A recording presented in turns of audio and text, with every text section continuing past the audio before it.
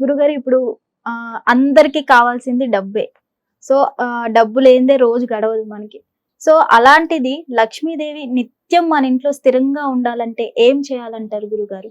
ఓం నమ శివాయ, జై కొండ దేవతాయ నమ, శ్రీ ఓం మాత్రాయ నమ, ఓం వనదుర్గాయ నమ. మనసుకి డబ్బు అనేది చాలా ప్రధానం. డబ్బు అనేది మనిషికి సంపాదించాలని ప్రతి ఒక్క మానవుడికి డబ్బు సంపాదించాలని ప్రతి ఒక్క ఆశ ఉంటుంది. మానవ జీవి ఆశాజీవి. మనిషికి ఆ ఆశ లేనిది ఏమి చేయలేరు. మనిషికి డబ్బు లేనిది ఎవరు ఏ పని చేయలేరు. ఎందువల్లంటే ఇప్పుడు నీకు డబ్బులు ఉన్నాయనుకో అమ్మా, నువ్వేం పని చేస్తావు? ఇక నీకు డబ్బులు ఉన్నాయి, అన్నీ ఉన్నాయి. ఇక నువ్వు కష్టం చెయ్యవు, ఒక కష్ట సుఖానికి వెళ్ళవు, ఒక బాధలోకి ఎవరన్నా బాధలు పడుతున్నా వాళ్ళకి హెల్పింగ్ చేయవు. ఇవన్నీ ఏమి ఉండవు నీకు. ఇక ఎందుకంటే నీకు భగవంతుడు ఇచ్చింటికి అన్ని ఉన్నాయి కాబట్టి ఇక నువ్వు ఏరే పని ఏం చేయలేవు కదా. కూర్చొని అన్ని చేస్తావు, కూర్చుంటావు. ఇక నువ్వు కూర్చుంటావు, అన్ని పనులు కాదు. అందువల్ల భగవంతుడు అనేది మనిషికి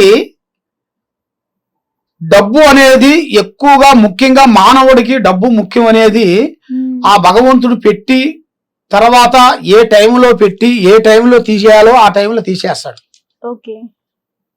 ఆయనకి మనకు కొంచెం టైం ఇస్తాడు.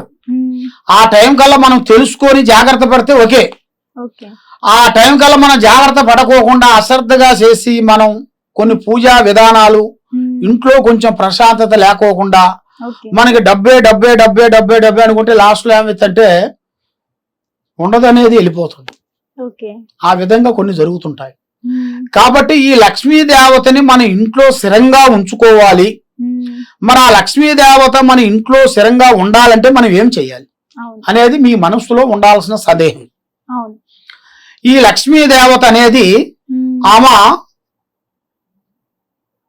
లక్ష్మీ దేవత అంటే ఆమెంతా సెంచు లక్ష్మీ దేవత. ఒక దుక్కున ఆమె స్థిరం లేదు, స్థిరం అనేది లేదు. ఎందుకంటే ఆమెకు ఒక శాపనార్థం ఉంటది. ఆమె ఒక దుక్కున ఉండొద్దని శాపనార్థం ఉంది. అలాగమ్మ నువ్వు లక్ష్మీ దేవతవి, సెంచు లక్ష్మి కాబట్టి అన్నిట్లో మొత్తానికి సర్వానికి ఉండాలి. ఒక దుక్కునే ఉండి ఒక దుక్కున ఉండకోకుండా ఉంటే కాదు. అన్నిటికీ ఆమె కొంచెం దోషం ఉంటుంది. ఆమె ఒక శాపం ఉంది. అదే విధంగా ఆమె ఏ టైంలో ఏ మనిషికి ఏ టైంలో ఇవ్వాలో ఆ టైంలో ఇస్తుంది. ఆ ఇవ్వాల్సిన టైంలో మనం చేయాల్సిన కొన్ని పూజా బలాలు కొన్ని ఉంటాయి. కొన్ని పూజా బలాలు ఇంట్లో భార్య భర్త ఇద్దరు గురుముహూర్త టైంలో ఇవ్వాలి. బ్రహ్మముహూర్తం గురుముహూర్తం అలాంటి కొన్ని టయాలు ఉంటాయి. అలాగా బ్రహ్మముహూర్త టయాలలో కొన్ని లేచిన తర్వాత ఆ ముహూర్త టయాలలోనే తలస్నానం చేసి ఇంటి ముందు ఒక నిమ్మ పండు తీసుకొని కట్ చేసేసి పసుపు కుంకుమ వేసి ఇంటికి మెయిన్ గడప అంటే మహాలక్ష్మి, ఆ ఇంటికి గడపకి శుద్ధం చేసి బొట్లు పెట్టేసి పసుపు కుంకుమతో బొట్లు పెట్టేసిన తర్వాత ఆ ఉప్పు కొంచెం పోసి దాని మీద నిమ్మ పండు పెట్టేసి కట్ చేసింది పెట్టేసి ఇటు ఒకటి అటు ఒకటి పెట్టేస్తే ఇంట్లో అనేది మహాలక్ష్మి అనేది ఆమెకి ఒక మనం దారి చూపించినట్టుగా ఆహ్వానించినట్టుగా ఆమెని ఫస్ట్ ఆమెను లోనికి ఆహ్వానించేసిన తర్వాత మరి ఆమె స్థిరంగా నిలబడిపోవాలంటే ఒక 9 శుక్రవారాలు ఉంటాయి.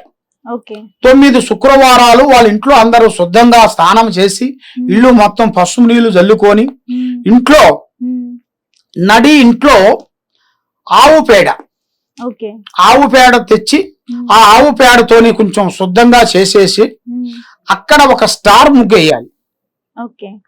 స్టార్ ముగ్గేసి 3 దీపాలు పెట్టాలి. అక్కడ 3 దీపాలు పెట్టేసేసి జ్యోతిని వెలిగించేసి శుక్రవారం 9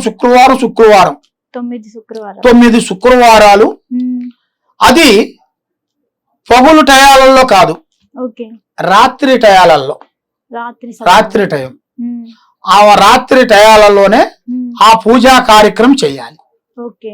చేసినట్టుకైతే కొన్ని పూలు కొన్ని వస్తువులు అవన్నీ తెచ్చుకొని ఆ అమ్మవారిని అక్కడ నిలబెట్టేసి స్టార్ వేసేసేసి అక్కడ అమ్మవారి పటం ఏదన్నా లక్ష్మీ పటం గాని లేకపోతే లక్ష్మీ విగ్రహం ఇలాంటిది లక్ష్మీ విగ్రహం చిన్న విగ్రహం అక్కడ పెట్టేసి ఉమ్, పూలు పసుపు తీసుకొని ఆ అమ్మవారికి 9 పూజా బలాలు ఉంటాయి.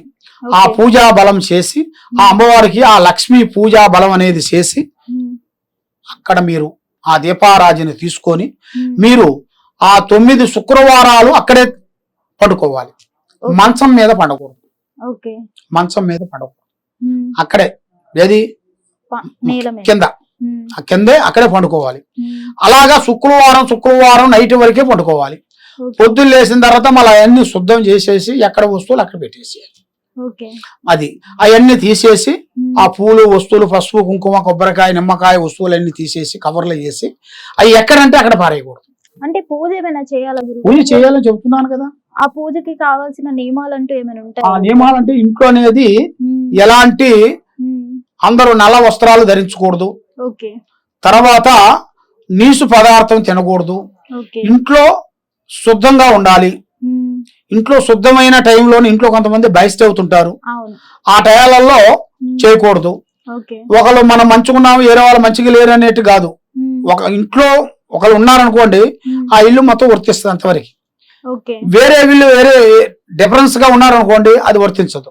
అంటే 9 శుక్రవారాలు కంటిన్యూగా అంటే ఏ మహిళ చేయలేదు కాబట్టి ఒక 2 శుక్రవారాలు చేసి 3వ శుక్రవారం ఆగిపోయినా అది కంటిన్యూ చేయొచ్చు అంటారు చేయొచ్చు. గురుగారు? అలా చేయొచ్చు. ఓకే. కంటిన్యూ చేయలేదు కాబట్టి ఉమ్, 9 శుక్రవారాలు ఉమ్, ఆ విధంగా చేసి ఆ వస్తువులన్నీ పూజ వస్తువులన్నీ అయిపోయిన తర్వాత కవర్లో పెట్టేసి ఉమ్, అవన్నిటిని ఒక కవర్లో పెట్టేసి 9 శుక్రవారాలు అయిపోయిన తర్వాత ఉమ్, అవి ఫ్యామిలీతోని వెళ్ళి ఒక ఏదైనా మనకు దగ్గరలో ఉండాల్సిన ఒక నదికి ఒక చెరువు గాని ఒక బావి గాని ఏదైనా సరే ఉమ్, వెళ్ళి ఆ చేతుకుంటా ఆ నదిలో వేయాలి. శుద్ధ జలంలో వేసేయాలి. వేసేసి ఇంటికి వచ్చి అందరూ తలస్నానం చేసి ఎవరు పూజా కార్యక్రమం వాళ్ళు చేసుకోవటం, ఎవరి పనులు వాళ్ళు చేసుకోవటం. ఓకే. ఆ విధంగా చేసినట్టుగైతే ఉమ్, ఇంట్లో లక్ష్మీ దేవత అనేది ఉమ్, అనుగ్రహం ఇస్తుంది, మనశ్శాంతిని ఇస్తుంది, ఉమ్, ఎక్కడ పోయినా కూడా విజయాన్ని ఇస్తుంది ఆమె. ఓకే. ఇలా చేస్తే లక్ష్మీదేవి నిత్యం లక్ష్మీ స్థిరంగా నిలబడుతుంది. ఉంటుంది మనకి. తప్పకుండా. ఓకే.